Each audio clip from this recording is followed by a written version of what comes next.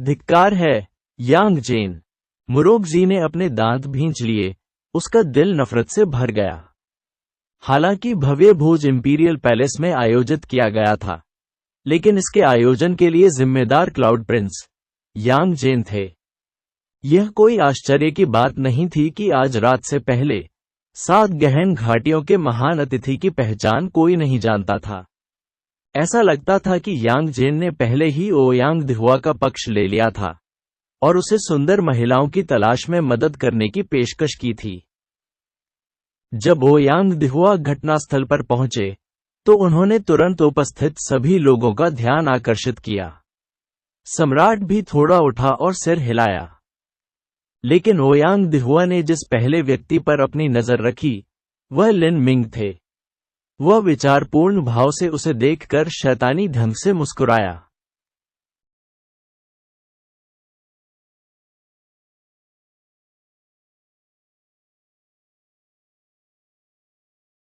Ouyang दिहुआ को अपनी ओर देखते देख लिन मिंग की भौहें चढ़ गईं। यह नजर स्पष्ट रूप से वैसी ही थी जैसे जब कोई उच्च पद पर बैठा व्यक्ति अपने से नीचे किसी व्यक्ति को हेय दृष्टि से देखता है। यह उपहास और दया से भरा हुआ दृश्य था। जैसे ही ओयांग दिहुआ धीरे धीरे मंच पर आया, उसकी नजर पूरे कमरे पर पड़ी। जाने से पहले उसकी नजर बाई जिंगयुन, वांग यूहान और यहां तक कि किन जिंगसुआन के आज रात से पहले 7 गहन घाटियों के महान अतिथि की पहचान कोई नहीं जानता था। विचारपूर्ण के रूप में प्रतिस्थापित रहूंगा। जैसे ही ओयांग दिहुआ ने यह कहा, बाई जिंगयुन को तुरंत दर्दनाक चक्कर आने का एहसास। मार्शल वर्ड वेब उपन्यास अध्याय 147। मैं तुम्हें आज बर्बाद कर दूंगा। लाइट नॉवेल वर्ल्ड द्वारा प्रकाशित। धिक्कार है, यांग जेन। मुरोगजी ने अपने दांत भींच लिए, उसका दिल नफरत से भर गया। हालांकि भव्य भोज इंपीरियल पैलेस में आयोजित किया गया था, लेकिन इसके आयोजन के लिए जिम्मेदार क्लाउड प्रिंस यांग जेन थे। यह कोई आश्चर्य की बात नहीं थी कि आज रात से पहले 7 गहन घाटियों के महान अतिथि की पहचान कोई नहीं जानता था। ऐसा लगता था कि यांग जेन ने पहले ही ओयांग दिहुआ का पक्ष ले लिया था और उसे सुंदर महिलाओं की तलाश में मदद करने की पेशकश की थी। जब ओयांग दिहुआ घटनास्थल पर पहुंचे, तो उन्होंने तुरंत उपस्थित सभी लोगों का ध्यान आकर्षित किया। सम्राट भी थोड़ा उठा और सिर हिलाया। लेकिन ओयांग दिहुआ ने जिस पहले व्यक्ति पर अपनी नजर रखी, वह लिन मिंग थे। वह विचारपूर्ण भाव से उसे देखकर शैतानी ढंग से मुस्कुराया।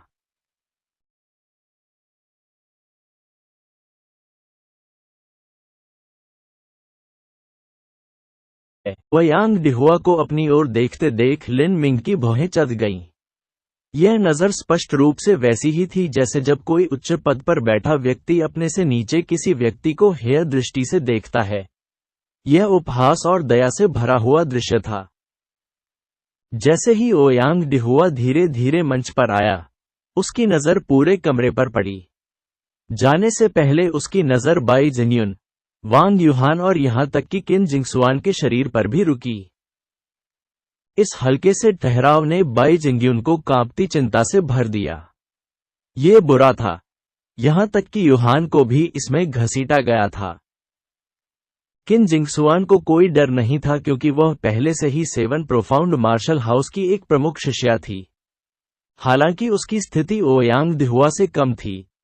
छठी कक्षा की प्रतिभा के रूप में उसकी प्रतिष्ठा के मद्देनजर ओयांग दिहुआ उस पर आक्रमण करने का प्रयास नहीं करेगी। भविष्य में किन जिंगसुआन के 7 गहरी घाटियों के किसी बुजुर्ग का प्रत्यक्ष शिष्य बनने की बहुत संभावना थी। लेकिन वांग यूहान अलग थे। ओयांग दिहुआ के सामने उसके पास खुद को बचाने के लिए कोई गहरी पृष्ठभूमि नहीं थी। ओयांग दिहुआ ने अपना गला साफ करने के लिए खांसते हुए कहा, मैं यहाँ स्काई फॉर्चून किंगडम में आकर बहुत खुश हूँ। आज रात मुझे बहुत खुशी है कि मैं स्काई फॉर्चून किंगडम के सभी विशिष्ट लोगों से मिल पाऊंगा।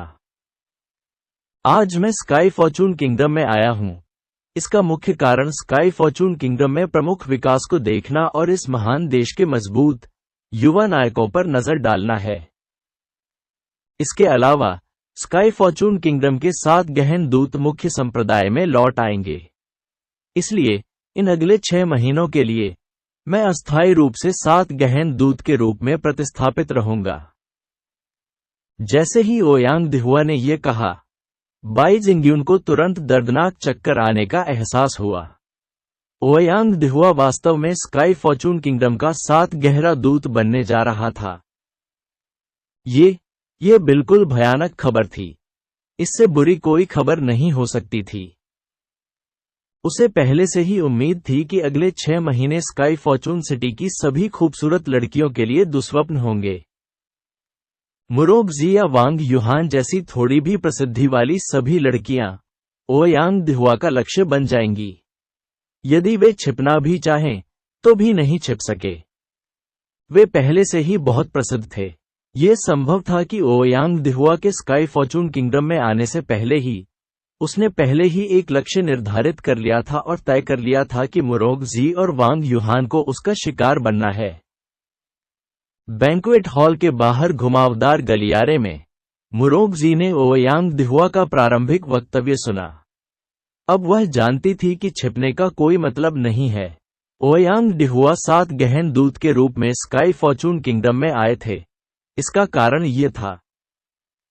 मुरोगजी ने अपने दांत भींच लिए और जोर से सोचा, तुम यौन उत्पीड़क हो। अगर तुमने मुझ पर कोई हरकत करने या मेरे शरीर पर उंगली रखने की हिम्मत की तो मैं तुम्हारा लंड काट दूंगी और मैं तुम्हारे साथ मर जाऊंगी। क्राउन प्रिंस यांगलिन ने यह खबर सुनने के बाद वह भी बहुत अच्छे नहीं लग रहे थे। वह जानता था कि इस भोज का आयोजन उसके 10वें छोटे भाई क्लाउड प्रिंस द्वारा किया गया था। इसका क्या मतलब है कि ओयांग दिहुआ के स्वागत की व्यवस्था यांग जेन ने की थी।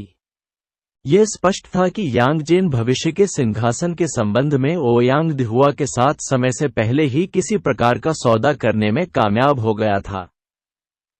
आज यांग जेन ने ओयांग दिहुआ की पहचान छिपाने में संकोच नहीं किया और महान और सम्मानित परिवारों की कई खूबसूरत बेटियों को आमंत्रित किया। यह उन सभी परिवारों के लिए बहुत बड़ा अपराध था। ऐसा करने का कारण ये था कि ओयांग दिहुआ 7 गहन दूत की भूमिका निभाएगा और इस प्रकार यांग जेन को एक समर्थक मिल गया था। यांगलिन निश्चित रूप से जानती थी कि झांग गुआनियू और यांग जेन करीब थे। बिना किसी संदेह के इन दोनों ने एक गठबंधन बनाया था और जिसने उन्हें इस गठबंधन को बनाने के लिए बढ़ावा दिया था वह लिन मिंग थे। लिन मिंग यांग जेन और झांग गुआनियू के आम दुश्मन थे। पूरी संभावना है कि जिसने ओयांग दिहुआ को आमंत्रित किया था वह झांग गुआनियू था। किसी तरह उसे अपने समर्थक के रूप में प्राप्त करने के लिए वह कल्पना नहीं कर सका कि झांग गुआनियू ने इसके लिए किस प्रकार की कीमत चुकाई थी। ये सोचकर यांगलिन ने गहरी सांस ली। जब उसे लिन मिंग का समर्थन प्राप्त हुआ तो उसने सोचा कि वह पहले ही आधी लड़ाई जीत चुका है। लेकिन झांग गुआनियू और यांग जेन की नवीनतम चाल का अनुभव करने के बाद वह वापसी के बारे में सोचने से पहले ही गेम हार चुका था। चाहे वह झांग गुआनियू हो या यांग जेन, वे ऐसे लोग नहीं थे जो आसानी से मान जाते। यह कैसे संभव था कि वे सिर्फ लिन मिंग की वजह से बैठकर मरने का इंतजार करेंगे। लिन मिंग ने यांगलिन की अभिव्यक्ति में बदलाव को देखा। साथ ही झांग गुआनियू और यांग जेन के चेहरे खुशी से भर गए और तुरंत समझ गए कि यह ओयांग दिहुआ के कारण था। अब उसे यह स्पष्ट हो गया था कि जैसे ही ओयांग दिहुआ अंदर आया उसने लिन मिंग को एक बिल्ली की तरह देखा जो चूहे को चिढ़ा रही थी। तो यह ऐसा ही है, मैं चूहा था। लिन मिंग की अभिव्यक्ति नहीं बदली और वह अभी भी अपनी कुर्सी पर पहले की तरह शांति से बैठा हुआ था। लेकिन इस समय झांग गुआनियू अपना पंखा झुलाते हुए क्राउन प्रिंस के पास चला गया। लिन मिंग और क्राउन प्रिंस एक दूसरे के बहुत करीब बैठे थे और झांग गुआनियू की नजर लिन मिंग पर पड़ी। उस नजर में एक खुशी निहित थी, मानो ये बिल्कुल वही अभिव्यक्ति थी जो ओयांग दिहुआ की थी, एक बिल्ली के चूहे के साथ खेलने की। अगर कोई यह सोचे कि इसमें कुछ अलग है तो यह होगा कि उस मुस्कुराते चेहरे के नीचे जानलेवा इरादे का संकेत छिपा हुआ था। क्राउन प्रिंस महामहिम झांग गुआन्यू झुके। सर झांग। हालांकि यांग लिन अपने दिल में झांग गुआन्यू को मारना चाहता था, लेकिन यांग लिन ने अपना दोस्ताना और मुस्कुराता हुआ व्यवहार बनाए रखा। क्राउन प्रिंस महामहिम, ऐसा लगता है कि लैन यूनियू, मिस लैन, क्राउन प्रिंस के महल में है। मिस्टर ओयांग मिस लैन को देखना चाहेंगे। मैं सोच रहा था कि महामहिम ने इस बारे में क्या सोचा। हालांकि झांग गुआन्यू ने धीरे से बात की, लिन मिंग, जो क्राउन प्रिंस के बगल में बैठे थे, कैसे नहीं सुन सकते थे। हालांकि लैन यूनियू का अब लिन मिंग से कोई लेना देना नहीं था, लेकिन यह घृणित झांग गुआन्यू बार बार इस मामले का उपयोग लिन मिंग के मार्शल आर्ट के दिल पर हमला करने के लिए व्यर्थ करने की कोशिश करता रहा। लिन मिंग को केवल ऐसा महसूस हुआ जैसे उसके चारों ओर एक उड़ने वाली मक्खी उड़ रही हो। यह बस कष्टप्रद और बेहद परेशान करने वाला था। जैसे ही यांग लिन ने झांग गुआन्यू को ये कहते हुए सुना, उसकी अभिव्यक्ति में थोड़ा बदलाव आया, लेकिन उसे तुरंत एक अनुकूल मुस्कान में बहाल कर दिया गया। मुझे सचमुच खेद है, लेकिन इस राजकुमार ने मिस लैन को पहले ही भेज दिया है। वह कहां चली गई, ये तो इस राजकुमार को भी नहीं मालूम। झांग गुआन्यू चालाकी से हंसे, मुस्कुराए और कहा, महामहिम, चूंकि मैं आप जैसे महत्वपूर्ण व्यक्ति के पास आया हूं, इसका मतलब है कि मुझे सटीक समाचार प्राप्त हुआ है। मैं ऐसा व्यक्ति नहीं हूं जो इधर उधर घूमना पसंद करता हो, इसलिए मैं महामहिम को कुछ सलाह दूंगा। लैन यूनियू मिस्टर ओयांग की खेती के लिए बहुत महत्वपूर्ण है। मिस्टर ओयांग ने पहले ही व्यक्त कर दिया है कि वह पूरी तरह से अपनी खेती पर ध्यान केंद्रित करेंगे और सिंहासन के लिए संघर्ष में भाग लेने का उनका कोई इरादा नहीं है।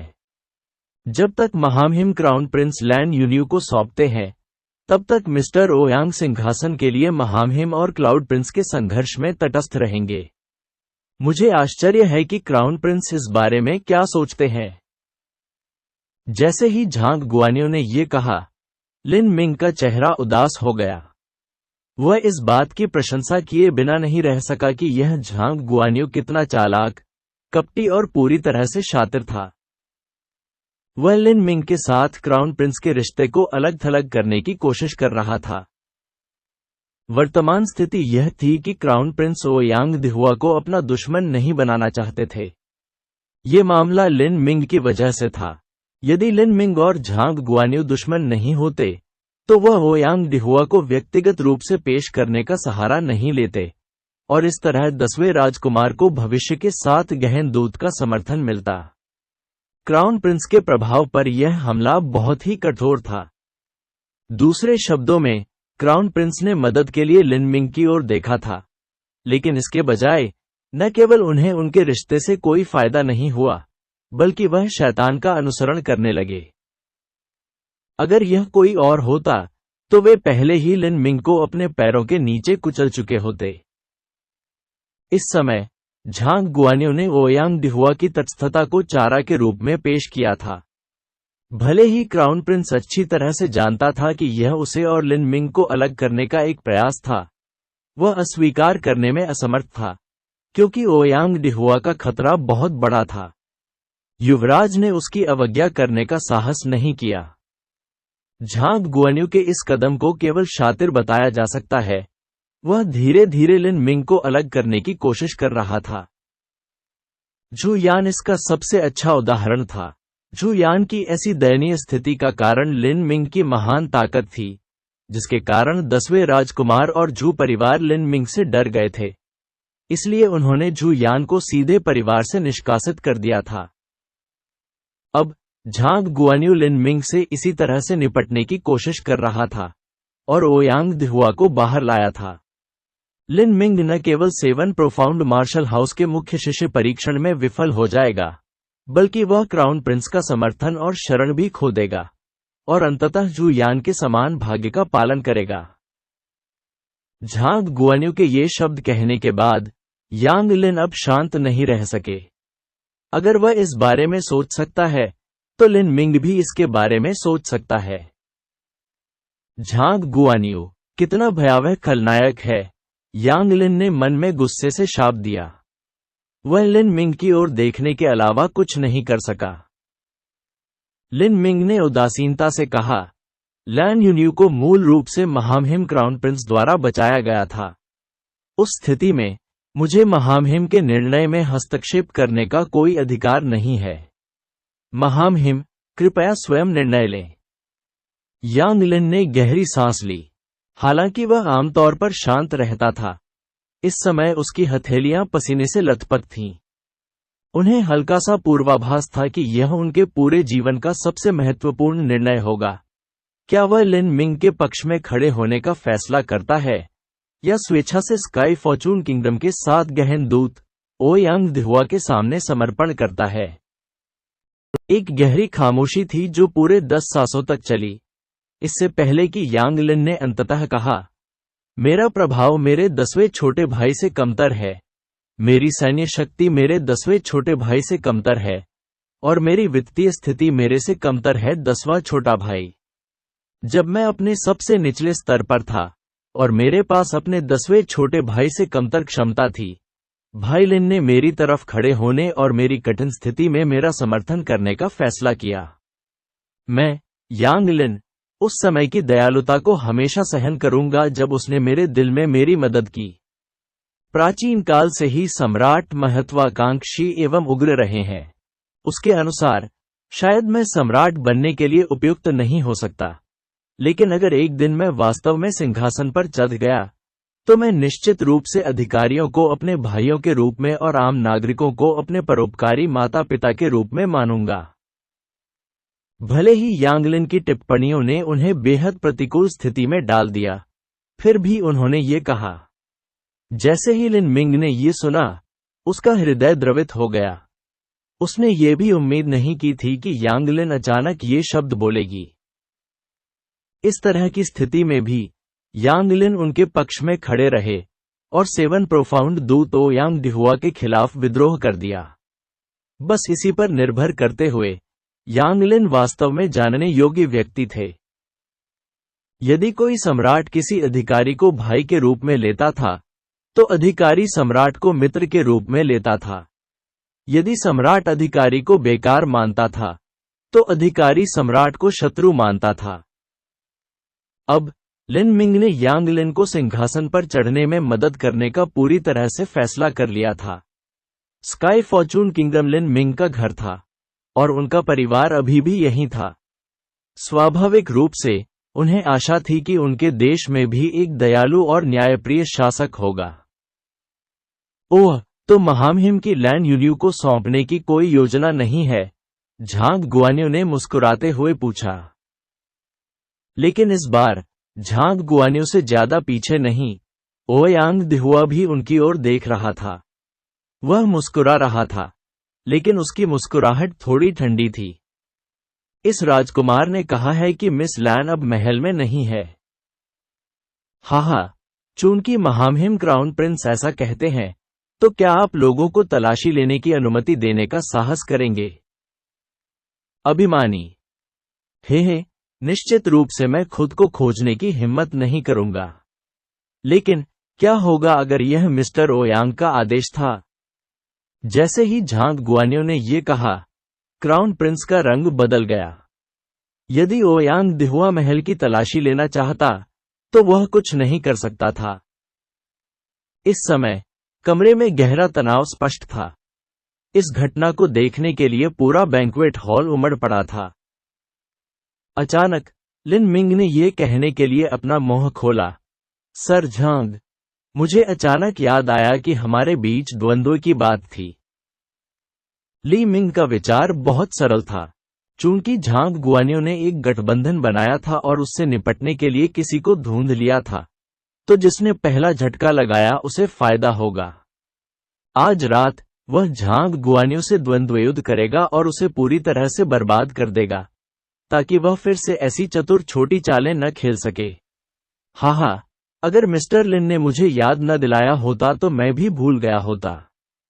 हाँ, हमारे बीच मैच है।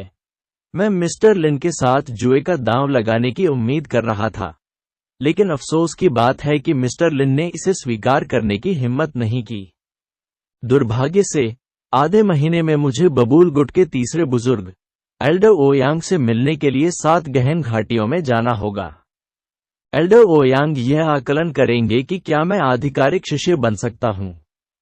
इस प्रकार मेरे पास मिस्टर लिन के साथ द्वंद्व युद्ध करने का समय नहीं होगा। यदि किसी आकस्मिक संयोग से मुझे एल्डर ओयांग का अनुग्रह प्राप्त हो जाए तो मुझे बहुत लंबे समय तक 7 प्रोफाउंड वैलीज में रहना पड़ सकता है। यदि मिस्टर लिन को वास्तव में मेरे साथ द्वंद्व युद्ध करना है तो यह इस आधे महीने के भीतर होना चाहिए। मुझे आश्चर्य है कि क्या मिस्टर लिन ने ऐसा करने की हिम्मत की। झांग गुआन्यू ने पूरे समय अपने चेहरे पर मुस्कान बनाए रखी।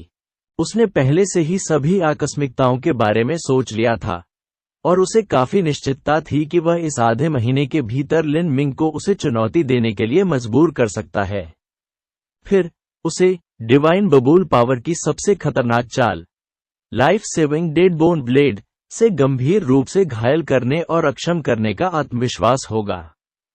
अगर ऐसा हुआ तो यह लिन मिंग अब मार्शल आर्ट का मार्ग नहीं अपना पाएगा। मुझसे लड़ना आपके पूरे जीवन में अब तक का सबसे मूर्खतापूर्ण निर्णय होगा। तुम 15 साल के मूर्ख बच्चे। मैं तुम्हें इस दुनिया में पैदा होने पर पछतावा करवाऊंगा। जिस स्त्री से तुमने एक बार प्रेम किया था उसे खेती में मदद करने के लिए भट्टी के रूप में इस्तेमाल करने के लिए ले जाया जाएगा। तुम प्रतिभाओं की वेदी से गिर जाओगे। आप अपनी मार्शल आर्ट खो देंगे, अपने प्रियजनों को खो देंगे, अपने माता पिता को खो देंगे और अपने परिवार से भी निष्कासित कर दिए जाएंगे। उस समय तक मैं आपके साथ जिस तरह चाहूं निपट सकता हूं। मैं तुम्हारे हाथ और पैर तोड़ दूंगा और तुम्हें सुअर की तरह अपनी जागीर के सुअरबाड़े में पालूंगा और हर दिन मैं तुम्हें वही कचरा खिलाऊंगा जो सुअर खाते हैं, जबकि मैं उन सभी महिलाओं को चोदूंगा जिन्हें तुम एक बार अपने सामने जानते थे। मैं इसे ऐसा बनाऊंगा कि तुम मरने की आशा करते हुए भी मर न सको और केवल मुझसे तुम्हें मारने की याचना कर सको। हा हा हा हा। झांग गुआन्यू ने पहले ही अपने मन में लिन मिंग के भविष्य के दुखद और दयनीय निधन की कल्पना कर ली थी। उसके मुंह के कोने बुरी तरह चौड़े हो गए। वह न केवल लिन मिंग को मारना चाहता था बल्कि वह ये भी चाहता था कि वह अपना जीवन निराशा में जिए ताकि वह सुअरों और कुत्तों से भी बदतर न हो जाए। उपस्थित लोगों ने झांग गुआन्यू के शब्दों को सुनने के बाद उनके शब्दों के पीछे की चालाकी के बारे में गहराई से जाना। ये समय 7 गहरी घाटियों द्वारा पूर्व निर्धारित 4 महीने की समयावधि से भी 1.5 महीने था। झांग गुआन्यू ने आधे महीने में ओयांग बोयान की यात्रा करने की तैयारी की थी। ये भी संभवतः उसकी ही योजना थी। शायद उसका मानना था कि वह 1.5 महीने में जीत हासिल नहीं कर सकता और इसलिए उसने लिन मिंग को अगले आधे महीने के भीतर उसके खिलाफ लड़ने के लिए मजबूर कर दिया था। स्थित लोगों में से कई लोग ओयांग बोयान और ओयांग दिहुआ के बीच संबंधों के बारे में जानते थे। झांग गुआन्यू को ये कहते हुए सुनने के बाद वे सभी ओयांग दिहुआ की ओर देखने लगे। ओयांग दिहुआ ने इस खबर की पुष्टि करते हुए सिर हिलाया। मुझे आश्चर्य है कि झांग गुआन्यू ने ओयांग दिहुआ को प्रभावित करने के लिए इसका क्या मतलब इस्तेमाल किया कि वह उसे एक गुप्त शिष्य होने का मूल्यांकन करेगा। यह सचमुच अपमानजनक है। ऐसा लगता है कि झांग गुआन्यू लिन मिंग से डरता है। इस तरह वह पहले ही अपनी सारी गति खो चुका है। अगर वह अपनी गति खो देता है तो इससे क्या फर्क पड़ता है। यह अभी भी हर किसी की आंखों के नीचे बेहुदा तरीके से पीटे जाने से बेहतर है। जब तक वह लिन मिंग को हरा सकता है उसकी भावना बाधित नहीं होगी।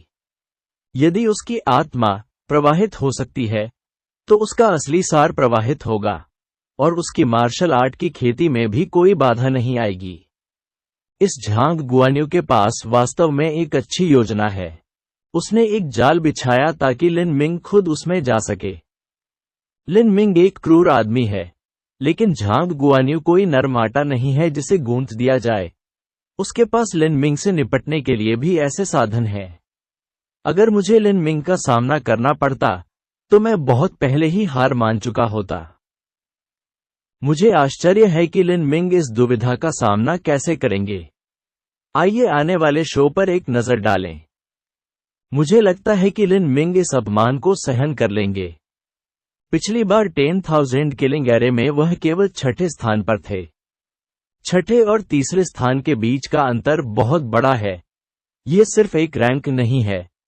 आधे महीने में उस स्तर तक पहुंचना, भले ही वह लिन मिंग ही क्यों न हो, इसे हासिल करना असंभव होगा। इतना ही नहीं, झांग गुआन्यू ने दिव्य बबूल शक्ति की खेती भी की है। उसकी शक्ति भी कैसे न बढ़ती। मुझे भी ऐसा लगता है। उपस्थित लोगों ने इस विषय पर अकेले में चर्चा की। लिन मिंग मंद मंद मुस्कुराए और अपने हाथ से चाय का कप ढक लिया। उन्होंने कहा, आधे महीने के भीतर। सच तो यह है कि मुझे आधे महीने की जरूरत नहीं है। आज कल से बेहतर है। तो चलिए आज इसे बनाते हैं। अब हम सैन्य क्षेत्र में जाए तो कैसा रहेगा? झांग गुआन्यू अचानक आश्चर्यचकित हो गया। क्या लिन मिंग पागल था? वह अब उसके साथ द्वंद्व युद्ध करना चाहता था। जैसे ही लिन मिंग ने यह कहा, उपस्थित सभी अतिथि चौंक गए। इसमें यांग लिन, वांग यूहान, किन जिंगसुआन और बाकी सभी लोग शामिल थे। यह बिल्कुल अप्रत्याशित था। लिन मिंग ने अभी कुछ समय पहले ही 10,000 किलिंग एरे मूल्यांकन में भाग लिया था और उसका परिणाम छठी रैंक था। हालांकि यह परिणाम पहले से ही शानदार था, फिर भी यह झांग गुआन्यू के मुकाबले से बहुत दूर था। लिन मिंग के लिए केवल कुछ दिनों के समय में इसे पूरा करना असंभव था। लिन मिंग क्या कर रही है? वह तो बस मौत को दावत दे रहा है। आज कल से बेहतर है। ये लिन मिंग झांग गुआन्यू को भी अपनी दृष्टि में नहीं रखता है। लिन मिंग बहुत घमंडी है। हालांकि उसमें कुछ क्षमता है, वह अभी बहुत छोटा है और उसका व्यक्तित्व पर्याप्त परिपक्व नहीं है। इस बच्चे के शरीर के चारों ओर लिपटी सभी आभाओं और प्रभामंडलों ने पहले ही उसे अंधा कर दिया है और उसके आत्मसम्मान को बढ़ा दिया है। अब वह सोचता है कि वह युवा पीढ़ी के भीतर पहले से ही अजेय है। इस बार वह गिर जाएगा। एक बार जब वह गिर गया, तो वह फिर से उठने में सक्षम नहीं हो सकता। झांग गुआन्यू निश्चित रूप से कुछ क्रूर तरीकों का उपयोग करेगा। शायद वह एक अवसर पर नजर रखेगा और लिन मिंग को अक्षम कर देगा, ताकि वह अपने पूरे जीवन में इस विफलता से कभी न उठ सके। लिन मिंग शायद यह नहीं जानते कि रैंकिंग स्टोन पर पहले 3 रैंकों में चौथे से बहुत बड़ा अंतर है। वह सोचता है कि छठी रैंक तीसरी रैंक के करीब है। चुनौती से पहले कि यह 4 महीने की अवधि 7 प्रोफाउंड मार्शल हाउस मास्टर द्वारा व्यक्तिगत रूप से निर्धारित की गई थी। उसके पास किस प्रकार का यह निर्णय है? वह गैर जिम्मेदाराना ढंग से कोई समय निर्धारित नहीं करेगा। अभी तो सिर्फ 2.5 महीने ही हुए हैं। लिन मिंग के लिए अब झांग गुआन्यू को चुनौती देना बहुत उतावलापन है। बोलने वाला आखिरी व्यक्ति रैंकिंग स्टोन पर चौथा रैंक वाला शिष्य था। वह जानता था कि भविष्य में वह लिन मिंग से कमतर होगा, लेकिन वर्तमान में लिन मिंग ने कई दिन पहले ही मूल्यांकन किया था और इससे पता चला था कि लिन मिंग की ताकत अभी तक उससे आगे नहीं निकल पाई थी। झांग गुआन्यू तो बिल्कुल भी नहीं। चर्चा करने वाले लोगों में स्काई फॉर्चून सिटी के युवा, सुंदर और उत्कृष्ट नायक भी शामिल थे। उनमें से कई ऐसे थे जो लिन मिंग से ईर्ष्या करते थे और लिन मिंग को झांग गुआन्यू द्वारा गंभीर रूप से घायल होते देखने के लिए उत्सुक थे, ताकि वह 7 प्रोफाउंड मार्शल हाउस को शिष्य परीक्षण पास न कर सके। यदि उसकी शिरोबिंदु क्षतिग्रस्त हो गई या वह शारीरिक रूप से अक्षम हो गया, तो भविष्य में उसकी खेती गंभीर रूप से प्रभावित होगी और वह प्रतिभाओं की वेदी से गिर जाएगा और ठीक होने में असमर्थ होगा। भाई लिन, कृपया इस पर पुनर्विचार करें। क्राउन प्रिंस ने लिन मिंग की बांह पकड़ ली और उसे सच्चे सार के माध्यम से एक संदेश दिया, आवेश में कार्य न करें। यदि आप वास्तव में अब लड़ते हैं, तो झांग गुआन्यू अनिवार्य रूप से आपको गंभीर रूप से चोट पहुंचाने के लिए भारी हाथ का उपयोग करेगा। अब उन्हें ओयांग दिहुआ का समर्थन हासिल है। यदि वह तुम्हें अपंग भी कर दे, तो भी उसे अधिक कठोर दंड नहीं मिलेगा। इस कारण वह और भी अधिक बेईमान और लापरवाह हो जाएगा। हो सकता है कि उसके पास किसी चरम विधि का उपयोग करके तुम्हें मारने की भी कुछ संभावना हो। मास्टर्स आपस में वार करते थे, खासकर जब यह ऐसी स्थिति थी जहां वे ताकत में करीब थे, तो प्रत्येक चाल पूरी ताकत से और बहुत खतरनाक होगी। यदि कोई सावधान नहीं होता तो उन्हें आसानी से अक्षम किया जा सकता था, और यहां तक कि 7 प्रोफाउंड मार्शल हाउस भी उन्हें दंडित नहीं करेगा। यहां तक कि अगर वे किसी की मृत्यु का कारण बनते हैं, तो सबसे बुरी स्थिति यह होगी कि मार्शल हाउस द्वारा उन्हें उस सीमा तक बर्खास्त कर दिया जाएगा जहां उन्हें वहां काम करना होगा, या ऐसी अन्य सजाएं दी जाएंगी। लेकिन झांग गुआन्यू के लिए इनका कोई मतलब नहीं था। लिन मिंग ने कहा, महामहिम, मुझे पता है, पिछले कुछ दिनों में मेरी ताकत बढ़ी है। भले ही मैं झांग गुआन्यू के खिलाफ नहीं जीत सकता, लेकिन मुझे विश्वास है कि मैं सुरक्षित रूप से पीछे हट सकता हूं। लिन मिंग ने अभी अपना वाक्य पूरा ही किया था कि उसके कानों में एक के बाद एक ध्वनि गूंजने लगी। वे वांग यूहान, बाई जिंगयुन और किन जिंगसुआन से थे। सभी का अर्थ समान था। वे सर्वसम्मति से लिन मिंग से भावुक न होने का आग्रह कर रहे थे। लिन मिंग खड़े हुए और तीनों लड़कियों को देखकर मुस्कुराए, जिससे संकेत मिला कि वह ठीक है। जो लोग उपस्थित थे वे सामान्य लोग नहीं थे। उनकी दृष्टि और निर्णय बहुत सटीक थे।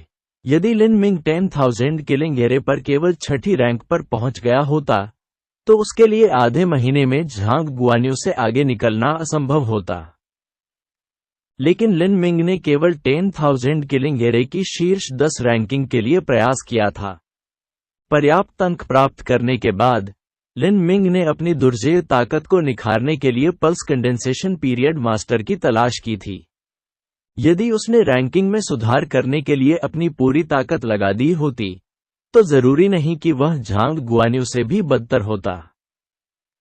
इससे भी कम, हाल के दिनों में लिन मिंग ने हेरेटिकल गॉड फोर्स को बड़ी सफलता के चरण में विकसित किया था, और स्ट्रिफ सील, बॉडी शिलालेख प्रतीक सफल रहा था।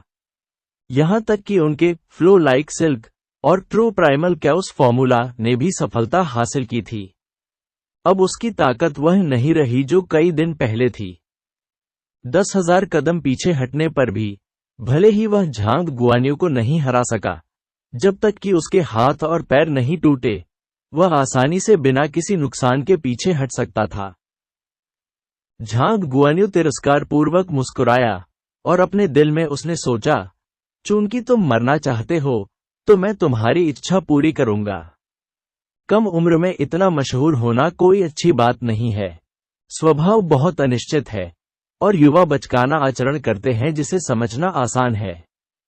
हे, मैं एक ऐसा तरीका चाहता था जिससे आप आधे महीने में मुझे चुनौती देकर चौंका दें, लेकिन अब ऐसा लगता है कि मुझे इसकी कभी जरूरत ही नहीं पड़ी। तुम इतने मूर्ख हो कि आधा महीना भी इंतजार नहीं कर सकते और इसलिए मेरे सुअर बाड़े में रहना चाहते हो। ऐसी स्थिति में मैं निश्चित रूप से नौकरों से कहूंगा कि वे आपके प्रति आतिथ्य के भाव के रूप में सुअर के मूत्र और खाद को सुअर के गोबर से भरें। ये सोचकर झांग गुआन्यू अब अपनी आंखों में जानलेवा इरादे को छुपाने में सक्षम नहीं था। उसके चेहरे पर एक गंभीर और भयंकर मुस्कान झलक रही थी। आज कल से बेहतर है। युवा नायक हमेशा युवाओं से ही आते हैं। आपको लगता है कि आप पहले ही जीत चुके हैं। अब हम भी जा सकते हैं। मैं मिस्टर लिन की गतिविधियों का अनुभव करना चाहूंगा। मेरा भी यही मतलब है, लिन मिंग ने मुस्कुराते हुए कहा। सही है, सर झांग, तलवार और भाले की कोई आंखें नहीं होती हैं। चूंकि हम अपने सभी प्रयासों के साथ ऐसी निर्णायक लड़ाई लड़ रहे हैं, यह अपरिहार्य है कि हम गलती से एक दूसरे को चोट पहुंचाएंगे। झांग गुआन्यू हंसे और फिर मुस्कुराते हुए बोले, मिस्टर लिन को चोट लगने का डर है। निश्चिंत रहें, मैं अपनी ताकत देखूंगा। बेशक मैं अपनी ताकत देखूंगा, अन्यथा यदि मैं सावधान न रहूं तो मैं अचानक दुर्घटनावश तुम्हें मार डालूंगा। उसमें क्या मजा होगा? लिन मिंग ने मुस्कुराते हुए कहा। नहीं, मैं आहत होने से नहीं डरता। मैं सिर्फ सर झांग को चोट पहुंचाने से डरता हूं। मुझे नहीं पता कि एलाइड ट्रेड एसोसिएशन को इसे कैसे समझाऊं। मेरा लिन परिवार एक छोटा परिवार है। हम एलाइड ट्रेड एसोसिएशन जैसी बड़ी शक्ति को नाराज करने का जोखिम नहीं उठा सकते। जैसे ही लिन मिंग ने यह कहा, उपस्थित लोगों के चेहरे के भाव काफी अद्भुत थे।